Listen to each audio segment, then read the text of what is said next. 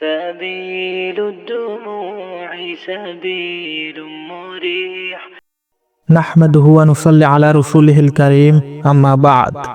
সম্মানিত দিনী ভাইরা, আজকে আলোচনা করব কিয়ামতের ছোট আলামত সম্পর্কে।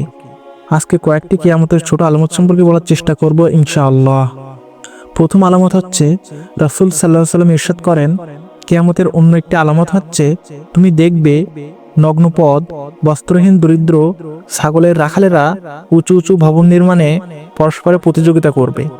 অর্থাৎ আমরা বর্তমানে আশেপাশে যে গরিব অভাবী লোকদের দেখি, ওরা এক সময় উঁচু উঁচু ভবন নির্মাণের জন্য প্রতিযোগিতা করবে। তখন ভাববো যে কিয়ামত অতি সন্নিকটেই। এই হাদিসটি রয়েছে সহিহ মুসলিম ৮ নম্বর হাদিস। পরের আলামতটি হলো, রাসূল সাল্লাল্লাহু আলাইহি ওয়াসাল্লাম বলেন, যতক্ষণ না মানুষ মসজিদ নিয়ে গর্ব না করে ততক্ষণ কিয়ামত সংঘটিত হবে না। হাদিসটি রয়েছে সুনানে আবু দাউদ ৪৪৯ নম্বর হাদিস। অর্থাৎ যতক্ষণ না মানুষ নিজের মসজিদ নিয়ে গর্ব না করে ততক্ষণ কিয়ামত সংঘটিত হবে না।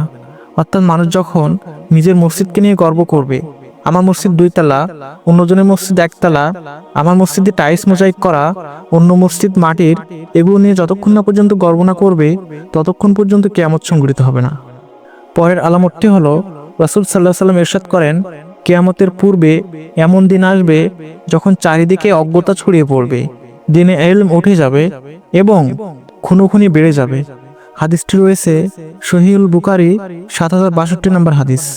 অর্থাৎ কিয়ামতের পূর্বে চারিদিকে অজ্ঞতা ও জাহিলাতা ছড়িয়ে পড়বে এবং দিনী জ্ঞান উঠিয়ে নেওয়া হবে এবং খুনোখুনি বেড়ে যাবে। এটাও আমরা চারিপাশে এখন দেখতে পাচ্ছি। পরের আলামতটি হলো, রাসূল সাল্লাল্লাহু আলাইহি ওয়াসাল্লাম ইরশাদ করেন, ইলম উঠে যাবে, অজ্ঞতা ছড়িয়ে পড়বে এবং মদ্যপান করা এবং জিনা ব্যভিচার বেড়ে যাওয়া কিয়ামতের আলামত। হাদিসটি রয়েছে সহিহুল বুখারী ৬৮০৮ নম্বর হাদিস।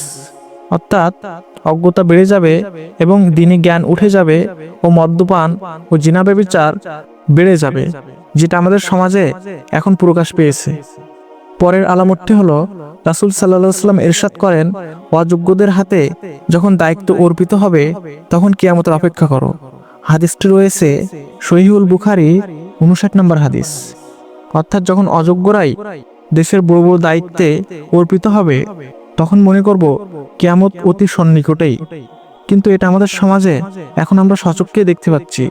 অনেক বড় বড় জায়গায় এমনই লোকদের বসানো হয়েছে যাদের সেই জায়গায় যাওয়ার যোগ্যতাই নেই।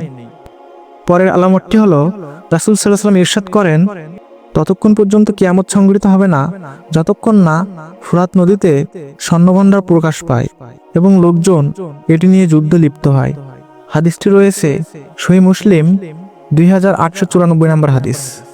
এছাড়াও কিয়ামতের আরো অনেক আলামত রয়েছে, যেটি নিয়ে পরবর্তীতে আলোচনা হবে ইনশাআল্লাহ।